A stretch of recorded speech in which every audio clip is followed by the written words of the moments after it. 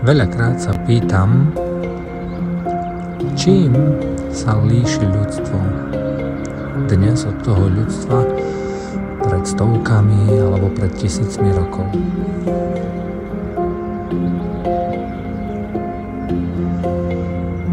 Tie pohyby, ktoré sa dieli kedysi a ktoré sa dejú dnes, sú totiž až nápadne diametrálne odlišné a dôkazom toho je aj ako sa cíti človek teraz a predtým. Nevravím, že predtým ľudia netrpeli smútkom, radosťou a nemali nejaké zvláštne prežívania. Určite neboli monotónne so svojím životom nejako stále spokojní, ale úzkosti a depresie sú prejavom možno posledných pár, možno nech aj desiatok rokov.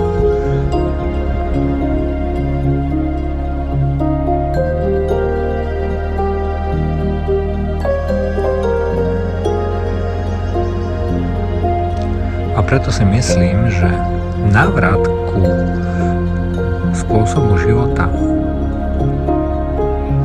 alebo aspoň ku spôsobu pohybu nášho tela je úplne na mieste.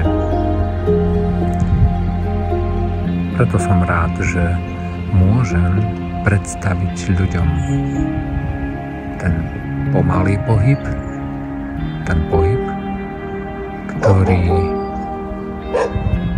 nám dáva precítiť naše telo, ktoré si viac než zaslúži pozornosť. Ja som spokojný s tým, že venujeme pozornosť všetkému možnému, len nie sebe. Všetko je dôležité, len nie my.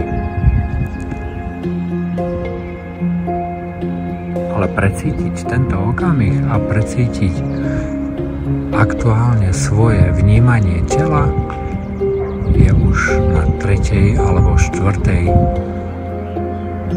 vrstve nejakej dôležitosti.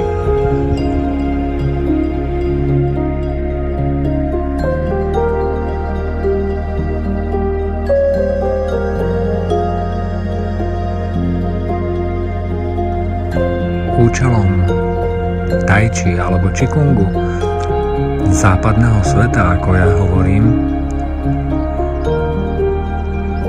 je vniesť do spôsobu života, do svojich pohybov úplné vnímanie, precítiť každý takýto okamih a venovať sa svojmu telu ako rastline, o ktorú sa s láskou staráme. Na čom viac záleží ako na tom, ako sa cítime.